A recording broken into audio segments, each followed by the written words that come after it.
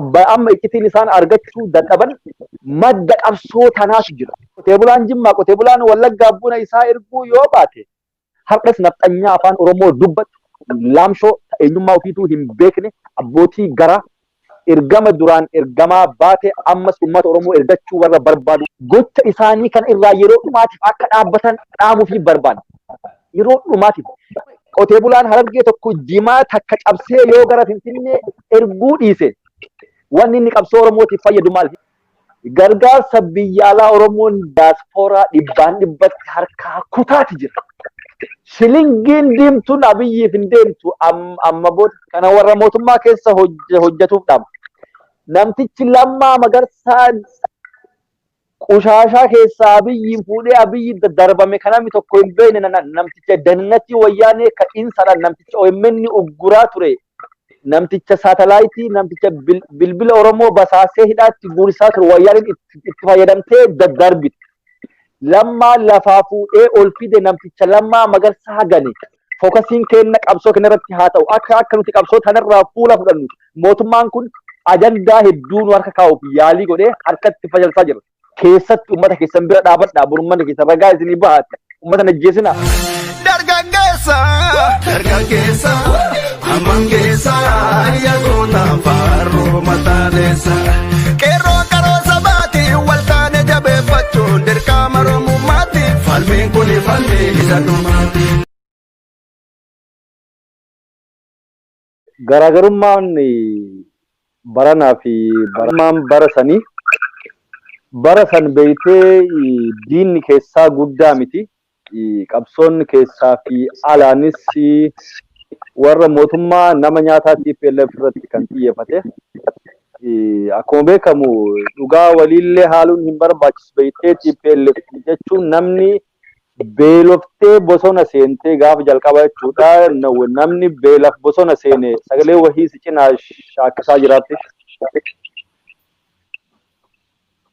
Namni na dhageettam?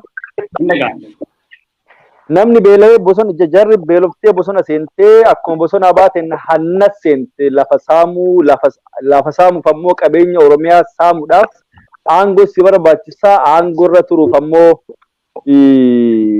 nama ajjeesuu qabdan nama si mormuu hidhuudha qabda.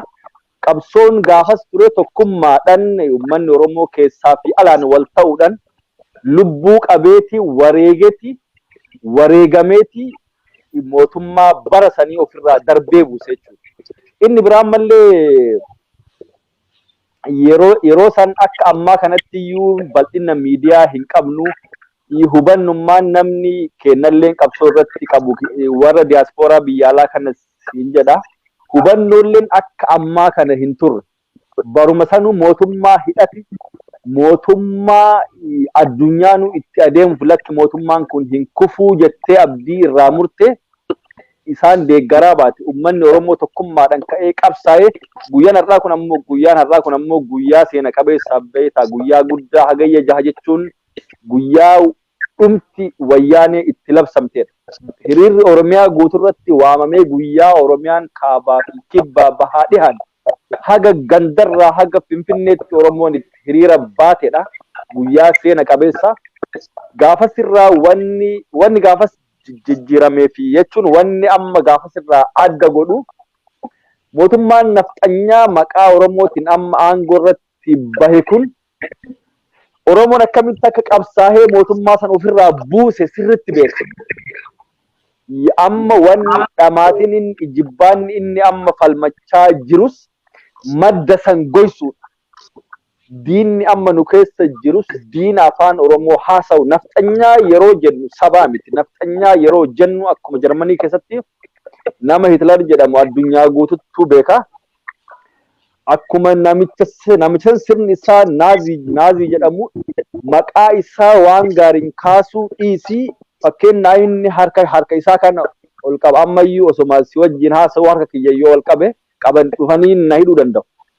Waanuma saayinii mallattoolee isaatu yoo ka agarsiiftu kaasee hidhaatti darbamu. Nafxanyaa yeroo jennu sirna sabaa miti. Nafxanyaan otuu nafxanyaan saba taatee Dr. Abiyyiif nuti maqaa biraa barbaanna ture. Gaafasis warri Oromooleen keessa turte warri uummata Oromoo fixaa warri sirna nafxanyaa waliin Oromoo fixaa bahe.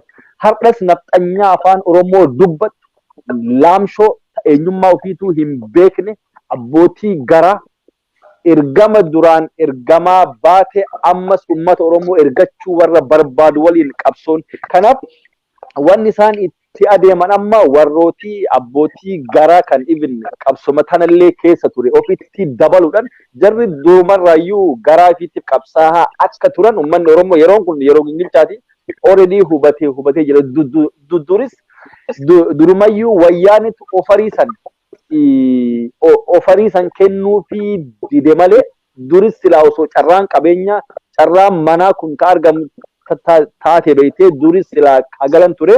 Kanaaf kanniin fayyadamuudhaan haala itti Oromoon qabsaa'ee TPLF ofirraa buuse san madda san gosuuf itti adeemuuf wanni isaan godhaa jiran. Hamma tokko waan muraasa ka isaan galma gahantu jira. Garuu wanni hagammaa mallee isaan maraachaa jiru qabsoon Oromootuun hafuura bayita hafuura deemuna namni amma dheengadda yeroo OMN studio cufuuf deeman እነዚህ ሰይጣኖች ናቸው jedhanii biraa deeman beekte. Kanaaf amma iccitiin isaan argachuu dadhaban madda qabsoo tanaatu jira.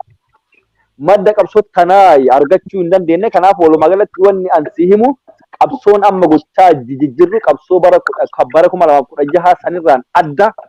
Diinni amma nuti wallolaanii jirru kun diina afaan keenya haasa'u. Kanaaf uummanni keenyas tokkummaadhaan biyya keessaa babbaheeti warri biyya alaas tokkotti osoo manatti hin hafin laamsheessaatu jira. Akkanatti hubadha guyyaan kun guyyaa guddaadha. Guyyaa qabsoon bilisummaa Oromoo itti finiinte jedheeti ibsa.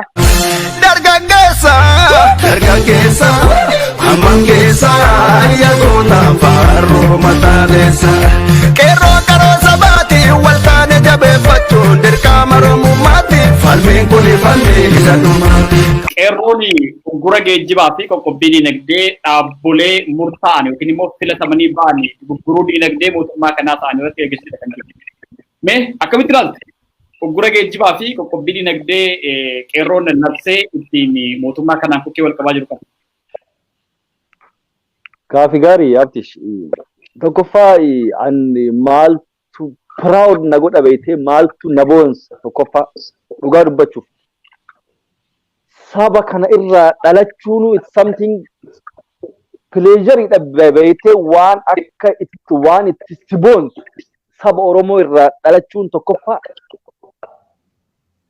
wanni kana caalaa na boonsu hin jiru. Oromummaa amma bilxiginnaanis kana balleessuu barbaadde dhaloota qubee kana ka Oromummaa isaatiin ol ka'e ka Oromummaa isaatiin dhaabbatee gandaaf amantiin utuu hin qoodamin Oromummaa tursiisuuf wareegama kafalaa jiru kana balleessuudhaaf sirna barbaadan san hojiirra oolchuudhaaf Oromummaan baduu qaba.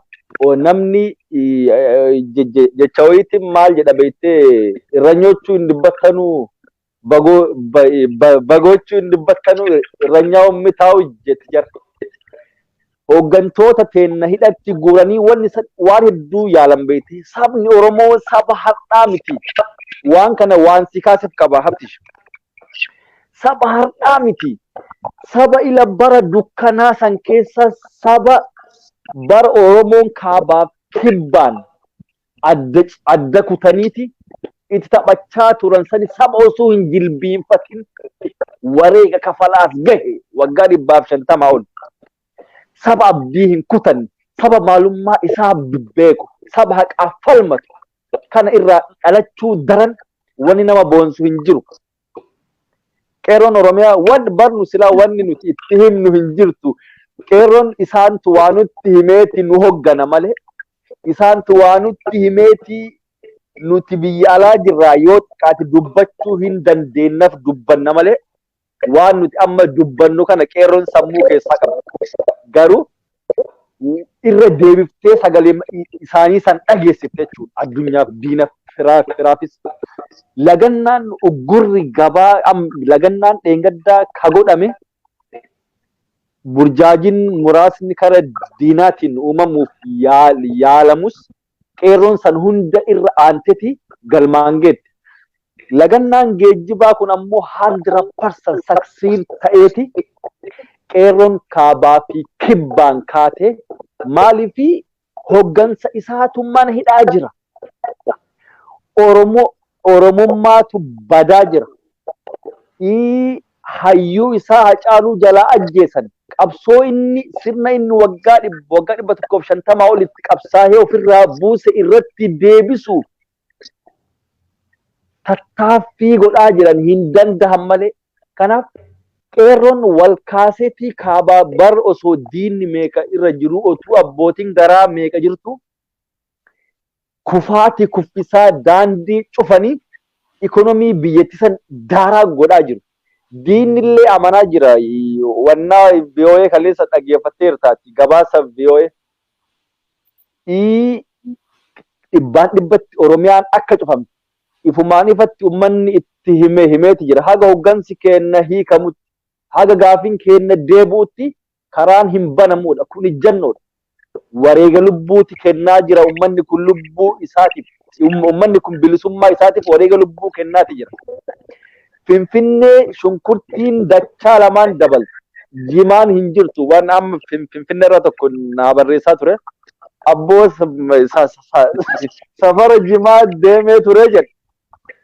Safara jimaa deemeti bultoo wayiiti irratti jimaa bultee irratti wal fixaa jirtiiti. Ara ምንድነው ይሄ ሰውዬ? አብይ የምነካው አረ ጀዋርና በቀለን ሁሉንም ይፍታ። እኛ ማለቃችን ነው። ጀዋር ይፈታ ፍሪ ጀዋር መሐመድ ፍሪ በቀላ ገርባ ብለን ሰልፍ እንወጣለን። ዋና ከቆሳት እንነትም ዱቢን ተነሞ ዱቢ ዱቃት ቲማቲምኒ ደቻን ዳበላት ጅራ inni biraan mallee salphinni guddaan Oromoonni Finfinnee keessa jiran mataa gadi qabataniitti yoo afaan Oromoo sihii haasawutti argan ifirra garagalanii si ilaalan. እነዚህ ዘረኞች እኮ ወረሩን ጀቻት ጅራን አመሌ ዋን ገራና መኛቱ ሚዲያሌ ኦሮሞ ሁንደ ጩፈኒቲ ኦሮሚያ ከሳም ሻሸመኔት ዋን ጎዳን አርጊሳ ሀብትሽ ዋን ከነ ዋን ሲካስ ቢጅራ ሻሸመኔቲ ኢንተለ ዱኩብሰቴ ዋን ጉያዱ ሀጫሉቲኑ ወልቁበ እንቀምኔ ዱኩብሰቴ ዱቴ ቄሮ በሳንጃ እንደዚህ አርጎ አከነ ጎዴ ከነ ሞቱማቱ ፈንድ ጎዴ ዶክመንተሪ ሆጀቺስ ኦኬ documentary kijiba Oromo tana bineensa fakkeessanii sabab sablammii biraatti mul'isuuf Oromo tana maqaa ittiin balleessuuf yoo dhuguma feerii ta'anii maaliif Oromoo tan intala buna dhaabdu caccabsanii isii caccabsanii achi jedhan maaliif miidiyaan dhaqee hin dubbisin Oromoota Finfinnee keessatti ajjeefamaniif maaliif mootummaan hin dubbatin kanaafi duub Oromoon waan kana hunda ofirraa dhahuu fi sammuun isaa itti dammaqeetti lagannaa gabaatana itti muddaa jira. Lukkeelee tawaraana mootummaa abdatteetii lagannaa tana cabsuuf deemtu qeerroon baalee daaraa goote argite, Harargee argite, Jimma argite, Oromiyaa guutuu siif dhahuu danda'a Wallagga argite daaraa godhaa jiru. Amma dubbii jiraachuu fi jiraachuu dhabuuti beeytaafis. Kanaaf injifannoon akkasitti adeemaati jira. Miidiyaan jaraalleen muddame inyaa maalaqaachin ነው dhumuu kenna qeerroon karaa cufee dhumuu kenna jechaati jira. Innazii koo licarrisuun no jarritu nuftuuf kutattee jechaati jiran. Kabiraan mallee wanni aan osoo hin kaasin deemuu barbaadu. Lukkeelee diinaa ta mootummaa kufee qarrerra gahe kanaaf harka dhooftee uummata Oromoo nyaachisaa jirtu. Even individually akka baaleetitti illee lukkeelee diinaa sagaleen jaraama nu bira jira miidiyaa irrattuu gadhiifne akkuma atin argiteeftish. Gocha isaanii kana irraa yeroo dhumaatiif akka dhaabbatan dhaamuufii barbaada. Yeroo dhumaatiif mootummaan kun waa lamaan gadi dhaabbate. Hangaa surreef tana waa dhimma dubbii wayii kaasee ture. Wayyaaniin waggaa 27 aangoo irra turtee qabeenya saamtetii waggaa 5 qeerroon qabsoo cimsaa ture san qabeenya isaan fayyadamaatti turte waa waggaa 27 kuufate.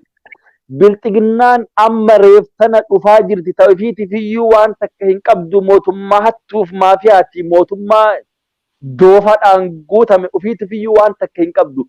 Galiin inni argatu tokko ummata Oromootirraa. Galiin biyyattiin sun guutuun argattu parsantii 65 ol Oromiyaa keessaa dhufu. Ka Finfinnee illee yoo itti dabalte parsantiin 70 ol Oromiyaa keessaa dhufu. Dinagdeen amma qotee bulaan Harargee tokko Jimaa takka cabsee yoo gara Finfinnee erguu dhiise wanni inni qabsoo Oromootiif fayyadu maal hin beekaniif osoo hin taane walitti wal yaadachiisuuf. Konkolaataan Jimaa sanfe'uu qaraxa mootummaaf kafala. Jimaan tun jimamatti tattaana irratti qaraxa muramu jira. Daldaltoonni Finfinneedhaa mana isaanii shaayiif buna isaanii daldala Jimaa isaanii ka kireeffatanii iddoo mootummaadhaaf kafalan yoo Jimaan kun dhaabbate mootummatti sumuna hin kennan. Qotee bulaan Arsii tokko qamadii isaa erguu yoo baate amma warshaan harcee dukamoo maal jedhan sababa harcee dhabuutiin qamadiin Baalee Arsii irraa ergamuu waan dhaabameef warshichi cufameeti jira. Qotee bulaan kenna ka Baalee qamadii Baalee Arsii qamadii isaa yoo ol erguu baate warshaan mootummaadhaaf galii galchuu hin cufamu. Qotee bulaan Jimmaa buna isaa yoo erguu baate siigalee qotee bulaan Jimmaa qotee bulaan Wallaggaa buna isaa erguu yoo baate konkolaataan mootummaaf qaraxa kafalu suni mootummatti sumuna hin kennu hojiin hojjannee dhaabbachaati jira. Bunni fe'amee Finfinnee deemee maashina keessatti qasharamu. Bunni Finfinnee deemee Finfinneetti qasharamee qulqullaa'ee gara biyya alaa deemu kun hin dhaabata. Qabsoo guddoo bara. Dinagdee kana laamshes mootummaan galii amma qaata mindaayyuu kafaluu dadhabee maallaqa uummanni baankii daldala Itoophiyaatti guurate hunda saamuu eegalanii jiran. Kana booda itti siif deebi'a. Kanaaf wareegama xiqqoodhaan qabsoo xiqqoodhaan qotee bulaan keenya yoo of qabe uummanni keenya yoo of qabe wareegama xiqqoodhaan mootummaa kana lubbutti janneetti humna dhabsiifnetti ummata gaafii keenya deebisuu inni lammaffaa wanni galiin mootummaan kun argatu inni lammaffaa biyya alaati gara nasii dhufa galiin guddaan inni argatu ammallee galiin bira gargaarsa biyya alaa Oromoon diyaaspooraa dhibbatti harkaa kutaati jira. Shilingiin diimtuun Abiyyiif hin deemtu amma booda gaazexaan Berliin dheengadda kan masaraa mootummaa biyya kanaa irraa barreeffamu argitee tanatti fakkaataa hafti. Waan isaan barreessan Tiraamp already gargaarsayyuu hin ergu jedhe. Jarmanii qofarraa mootummaan Itoophiyaa doolaa yuuroo biliyeena 6 argata gargaarsa fi ekspoortirraa jechuudha. Kanaaf qabsoo diqqoo miti tokko mootummaa kana dinagdee laamshesinaan waan ummataaf waan mindaayyuu kaffalu hin qabu jechuudha. Dhaamsi wanni guddaan sanni dhaamsi biraan ammallee kan qabu uummanni Oromoo baankii diinaa baankii daldala Itoophiyaa baankilee kaan itti naaf dabaltaati maallaqa keessan baafadha. Mootummaan maallaqa isin baankii keessan saamutti jira. Saamee namoonni hedduun amma yeroo maallaqa gaafatan maallaqa guddaa baasuu hin dandeettan jechaa jiran. Maallaqa kana baankiin kun baankii mootummaa Itoophiyaati baankii Abiyyiiti. Maallaqni ati guyyarraa achi keettu ittiin daldalameetti uummanni Oromoo ittiin dhumaati jira maallaqa kanaan. Kanaaf maallaqa achi qabdan baafadhaa baankilee Oromoo kabeetanii galfadhaa. Walumaa galatti wanni an dhaamu barbaadu achiivmantii injifannoo guddaatu galmaahee nuti Oromoon waan xixiqqoodhaan gammaduullee hin qabnu akka gammachuutti jechuudha. Durumas akka sabaatti ganamne namitti gantuu nafxanyaa guddicha kan Minilik sirna qaqaa'ee Haayila Sillaasee boolla keessaa baasee itti sujuudu namticha reeffasaniif jecha Oromoo wal dhabuuf murteeffate kana sirna kan ofirraa kuffisuudhaaf ummanni Oromoo kaabaa kibbaan waan danda'u gochaati jira. Biyya alaatti rafutti hin jirru ka barnoota qabu barnoota isaa addaan kutee ka hojii qabu isaa muraasa hojjechaa warri miidiyaa hawaasaa gubbarra jirru itti adeemaati jirra. Mootummaan kerkerrooftee irti ijibbaata falamachaa jijjiranii TPLF illeen achi olii waraana isii leenjifattee itti dha'uuf qophirra jirti. Kanaaf uummanni keenya akkasitti itti qophaa'uu qabaa. Qabsoon itti hafuu jechuu barbaada. Dargaggeessa amangeessa yagoota faaruu mataaneessa qeerroo qaroo sabaati waltaane jabeeffachuun dirqama Oromummaatti falmiin kun falmii isa dhumaati. Qabsoon amma eegalle kun akka dhumadhu qeerroo biyyaatiif dhaabbaadha. Okay, ayyee ilaalli qabsoonni qeerroon silaa waan gootu marayyuu hin beekti.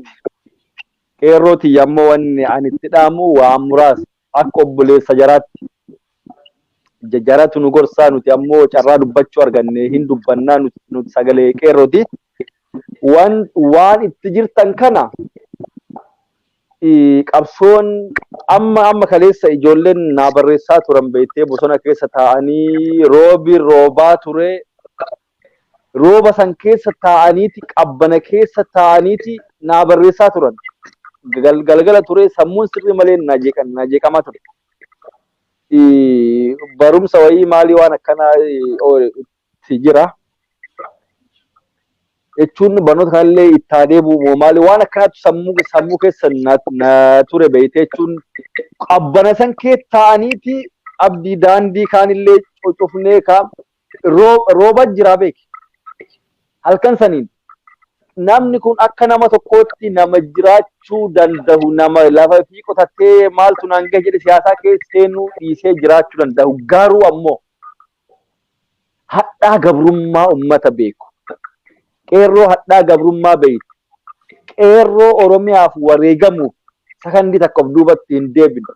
Qeerroo ani wareegamee Oromiyaan tiyya nagaan haa jiraatu jettu. Qeerroo akkasiitu jira. Qeerroon Oromoo. Diinonni kennas waan isaan hubachuu qaban waa lamatu jira.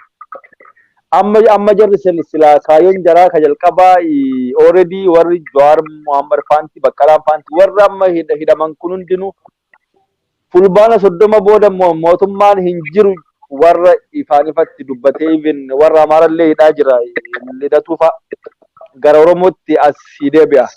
Hacaaluun sirni Abiy Ahmad ijaaraa jiru kun sirna dogoggoraati. Mootummaa san qaqaa irraa dhahee sirna nafxanyaa kana deebisuuf yaaluun isaa dogoggoraa wanni Oromoon jijjiirama kana irraa argatee arrabsuu nafxanyaa qofaa jedhe.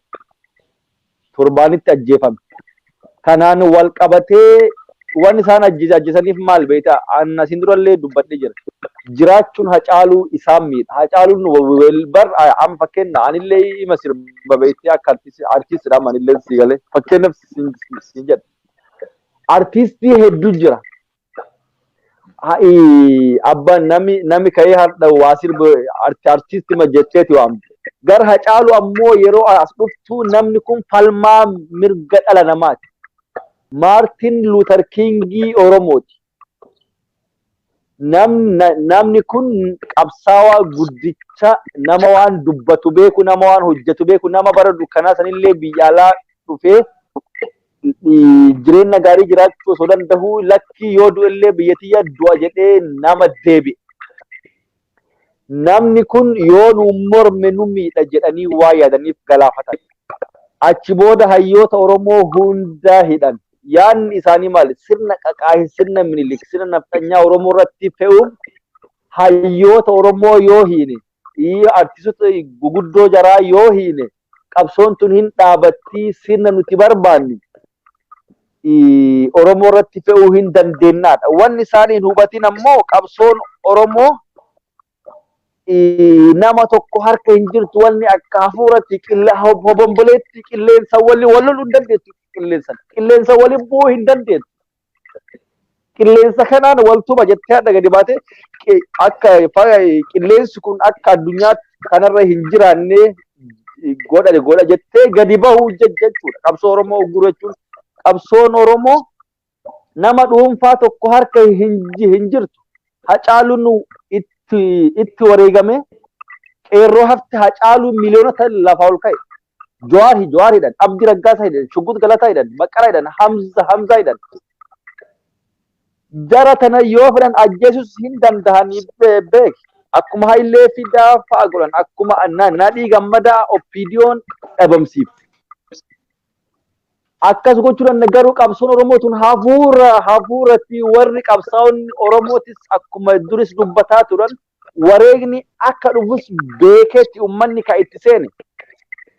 Kanaaf wanni diinni hin hubatin kana. Kanaaf qeerroonteen nama osoo jiraachuu danda'u lakki saba kiyyaaf du'eetti Oromoon bilisoomtee jiraachuu qabdi uummata jedhee qabsaawaa jedhudha. Itti fufa, itti muddaa, of eeggannoo keessan cimsaa, itti layyoo diinaa konkolaataa uggura cabsa jedhu kamuu of eeggannoodhaan daraa godhaa. Kana ifatti dubbanna wanni sodaannu hin jiru. Daraa godhaa jenna kana. Namatu nurraa du'e, hooggantoota nurraa hidhame, abbaan uggura kana cabsee deema jedhu ammas nu haa dhaga'u. Dhaggeeffadhu. Abbaan qabeenya yoo dandeetti qabsoo Oromoo gargaari. Yoo hin dandeenye duraa gore uggura qeerroo kabaji. Yoo mootummaan si gaafate lakkii konkolaataa kiyyarra rakkinnatu gaha lubbuun tiyya bahuu hin dandeetti deemuu hin danda'u jedhiin haasiidhaan riizinii gahaa dhiyeeffate sababa gahaa jechuudha. Dargaggeessa Amangeessa yagoota faaruu mataaneessa qeerroo qaroo sabaati waltaane jabeeffachuun dirqama Oromummaatti falmiin kun falmii isa dhumaati. Warra mootummaa kana keessa hojjetan yaa ilmaan Oromoo dubbiin waa'ee Jawaarii miti, dubbiin waa'ee Hamzaatii miti, waa'ee Baqqalaatii miti, waa'ee Shuggut Galataatii miti, waa'ee Abdii Raggaasaatii miti. Dubbiin amma gadi taa'aatti of ilaala. Yeroon amma isin itti gatettanii of ilaaltan kun amma sirna akkamtu ijaaramaa jira. Sirna akkamtu ijaaramaa jira. Yeroo ammaa sirni leellifamaa jiru eenyu kamataa ol qabatee matarra nu deemaa jiru. Qabsoon Oromoon waggaa 150 olitti qabsaa'ee sirni nafxanyaa Oromoon ofirraa buufte akkami jira. Finfinnee keessa Oromoon akkamiin jiraachaa jirti? Namtichi har'a inni tarii Jawaar aangoo maalii okay mee garasitti illee fudhadhaa. Jawaar haa hidhamu. You think namtichi Lammaa Magarsaa nama aangoo kanatti isa fideef hin ta'in kana warra mootummaa keessa hojjetuuf dhaama. Namtichi Lammaa Magarsaa Qushaashaa keessaa Abiyyiin fuudhee Abiyyi darbame kanami tokko hin beekne namticha dannatii wayyaanee kan insadhaan namticha OMN ugguraa ture namticha saatalaayitii namticha bilbila Oromoo basaasee hidhaatti guurisaa ture wayyaaneen itti fayyadamtee darbite. Lammaa lafaa fuudhee ol fide namticha Lammaa Magarsaa gane namticha Xayyibaa Hasan gane namticha seenaa calii calanqoo barnoota keessaa balleesse namticha Jawaar Muhammad hidhe namticha qabsaa'ota Oromoo hidhatti guuree dararaa jiru namticha ibin amma haga nafxanyaa hunda Oromiyaa irratti shuumu namticha akka sareetti tiriitu isin godhaa jiru namticha isin walgahii irratti iyyuu yaada keessan dubbachuu hin dandeenye yoo dubbattan namticha isin qoratu. Namtichi kun yuutiin akka kaansariiti. Kaansariin jalqaba quba kana si qaba. Ol si gara harkaa, gara gurmuu ol si gara qiqilee namtichi kun kaansariiti. Yuutiin Lammaa Magarsaa aree, Xayyibaa aree, Jawaar Faahid bor isin dhiisa jettanii yaaddanii nama Oromummaa iyyuu qabu. Nudhiisa jettanii akkamii yaaddan? Lammaa Magarsaa akka isin jaalattan, akka isin kabajaa guddaa qabdaniif hin beeyne akka isin cunqurfamtanii jirtan. Ummata keessanii faana deebi'aa. Ummata keessan faana deebi'aa jechuun akkam? Ummata keessanitti hin dhukaasinaa, hin ajjeesinaa, waraana ajajjanii. Gara ummataa deebi'aa. Hin beeka hin ulfaataaf hardhuma kaatee ammootummaan morma jechuu hin dandeessu. Keessan gargaari qeerroo. Qabsoo Oromoo gargaari keessan. Ummanni borragaa sii baha. Wanni dhumarratti an dhaamuu barbaadu. Oppiidiyoo waggaa 27 ilmaan Oromoo fixaa turte. Oppiidiyoo Oromoo kaan hidhaa kaan ajjeesaa baate. Ummanni Oromoo jarri tun tarii haala itti Oromoo gargaartu dhabde gabrummaatu godhe jedhee dhiifama isinii godhee ture. Tun lammata hin jiraattu. Qabsoon ammaa qabsoo jiraachuu fi jiraachuu dhabuuti kana hubadhaa jala sararaati.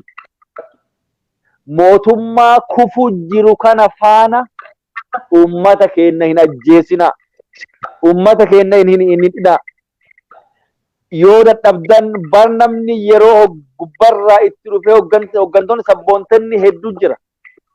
Yeroo gubbarraa nafxanyaan mootummaan nafxanyaa gadi bilbilee qeerroo akkasii hidhaa nama akkasii ajjeesaa jedhuuf abboo ebeluu san barbaadu jiraniiti kaararraa gore waan guddaadha. Bor ummanni ragaa sii baha. Garuu amma booda dhiifamni wanni jedhamu hin jiru. Dhiifama wanni jedhamu amma booda hin jiru. Kana jala sassaaraa hubadhaa. Dhumarratti wanni an kaasu fedhu abdish waan tana waan sirrii malee kaasu fedhu. Shimallis Abdiisaa akka inni jechuun namtichi cunqurre jechuudha. Walumaa galatti jechuudha. Abiyyi dabalatee. Qabsooma ummatuma Oromoo kanayyuu haalli isaanii ilaalla. Umrii isaanii guutuu waan ergamtuu turaniif waan diinaaf ergamanii ummata Oromoo fixaa turaniifi qabsoo ummanni Oromoo godhaa jiru akkuma kalee wayyaaniin jechaa turte. Ergamtuu Shaabiyaa, ergamtuu Abaa'oo, ergamtuu maalii akka wayyaaniin jechaa turte. Ummata Oromoo kana hubachuurra wanni singootan sirriidhaa gara ummati laal wabar laal burjaajoftee jechuun wannummaan dubbattuu harkaa baddeerti. Tuffimmaan isaan ummata Oromootiif qabanuu nama ajaa'iba. Ummata mirga isaa gaafatu TPLF fittu ajandaa harka kaayee jedhan. Ummata Oromoo haga namara daamfii godhan. Ammallee Baqqalaa Garbaa fa'aan jedha. Jawaar Muhammad fa'aan jedha. Abdii Raggaasaa fa'aan jedha. Ergamtoota TPLF fardoota TPLF hiinee jedha. Fardi TPLF waggaa 27 TPLF jara yaabbattee Oromoo fixaa hin baane. Ammuma dheengadduma tana Abiyyi abbootii amantaa maanguddoo abbootii gadaa kadhatee Maqaletti ergee Dabratsiyoon lukarra jigee kakadhateen eenyu ka TPLFitti deemee kadhate TPLF isin didde malee Abiyyi miidiyaarra bahee Dabratsiyoonii kiyya deeggaraa jechaa hin jiru baaqicha jechuudha. Kana dhiifama naa godhaa jechaa an fayyadamuuf. Namicha sodaattu jechuudha. Dandeettii wayii hin qabne. TPLF ammallee jaarsummaa gara Maqalee erganii jiran. Fardi TPLF jarri ammallee meentaalitii ergamtuu sammuu ergamtuu waan qabaniif uummata Oromoos suffii qabaniif irraa kan ka'e qabsooma uummanni godhu kanayyuu TPLFitu harka kaa'ee jechuuf yaalatti kaa deemanii wanni an asirratti siif gabaabsu uummanni biyya alaa qabsoo cimsee itti muddaatti jira. Shilingiin diimtuun akka Abiyyiif hin kennamneef qabsoo teenna itti jirra. Ammallee magaalaa Firaankifarti irratti Awugasti 13 akka magaalaa Firaankifartiitti godina Firaankifartiitti Abiyyi Ahmad badhaasa wayii argatee ture. Magaalaa Wiesbaden jedhamtu irraa jechuudha. achi fuuldurattis maallaqa sanis akka harkaa deebisan achi duratti hiriirri guddaan qophaa'aa jira. Qabsoon haa cimu. Itti haa fufu warri biyya alaa halkanii guyyaa isin duuba jirra. Mootummaan kerkerraa'e qabsoon itti haa fufu jedhaa. Wanni ati naaf kaafte takka itti si dabala. Sakandii 30. Qabsoon Oromoo haga eessaa adeema kaatti naan jetteef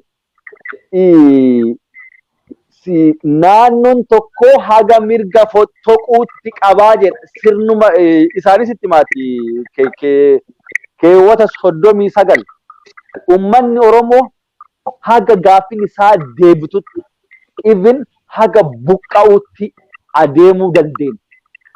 Takka jedhaniitti lama jedhanii injifannoo xixiqqoodhaan hin gammannu akka asiin dura diina deebifnee hin amannu. Qabsoon Oromoo qabsoo nama harka jirtuu miti. Qabsoon Oromoo haga walabummaa uummata Oromootittu ka itti fuftu ta'aa jechuu barbaada. Dargaggeessa amangeessa yagoota faaruu mataaneessa qeerroo qaroo sabaati waltaane jabeeffachuun dirqama Oromummaatti falmiin kun falmii isa dhumaati. Uummanni Oromoo wanni nuti beekuu qabnu amma dhaamsa dhumaati. Abbaan fedhe amma mootummaan nafxanyaa kun ajandaa guyyarraa nu harka kaa'uu barbaada. Ajandaa waa'ee amma Oromoo cabsuuf akka waan Oromoon amantii wallolee waan hedduu qabeenya ummataallee ofii isaatii gubee ummata ofii ilaal waan shashamannee keessatti hin beekna. Waan jimma ta'e hin beekna hundi kennayyuu. Kanaaf ajandaa bilxiginnaa nuu kennitu kamiirraayyuu haa fagaannu. Fookasiin kenna qabsoo kanarratti haa ta'u. Akka nuti qabsoo kanarraa fuula fudhannu mootummaan kun ajandaa hedduu nu harka kaa'uuf yaalii godhee harkatti fayyadamaa jira. Yaa uummata Oromoo nu Hacaaluu eenyu akka ajjeese hin beekne. Sina nafxanyaatu ajjeesa. Kun gaafiin hin barbaachisu namticha inni namticha Abiyyi reeffa isaatiif jedhee Oromoo wal dhabe. Namticha Abiyyi siidaa hojjechiifate. Namticha Abiyyi yatakabbara nugus nama kabajamaa jedhee matarra baatee deemuun namticha Abiyyi Oromoo miliyoona 50 wal dhabuuf kutatee siidaa isaa ijaare Hacaaluun jalaa qeeqe. Kan kun hin barbaachisu wannaan biraa. Ajjeechaa isaatirratti illee diraamaa hedduu hojjechaa uummanni Oromoo kan hin beeka. Kun ajandaa nuuf ta'uu hin qabu. Yaa uummata Oromoo dhaamsi kiyya kaadhumaa poolisii Oromiyaa yaa akkuma bara 2000 warri haaromni humna addaa kaamma leenjifamtanilleen ummata keessan hin ajjeesina. Ummata keessan hin fixina. Isinis ilmaan hiyyeessaati waan takka hin qabdan rakkinattuu itti isin galche hin beekne. Ummata keessan hin ajjeesina. Ummata faana gora. Yoo rakkina jiru hundayyuu waan kee jirtan gara qabsaa'otaa gara miidiyaa as erga. Ummata keessan bira dhaabadha. Rabbi jira ummata keessan hin ajjeesina. Ummata kana hin ajjeesina. Ummata kana kee jiraatanii iddoo hedduutti tarkaanfii isin fudhachaa jirtan akka isin ummata waliin jirtan quba qabdu. Akka ammoo hooggansa quuqama qabullee isinirraa kaasanii nama nafxanyaa afaan Oromoo dubbattu hunda isinirra kaa jiran quba qabdu. Keessatti ummata keessan bira dhaabadha. Ummata keessan ragaa isinii bahaati. Ummata ajjeesina. Oromoo bira dhaabbadha.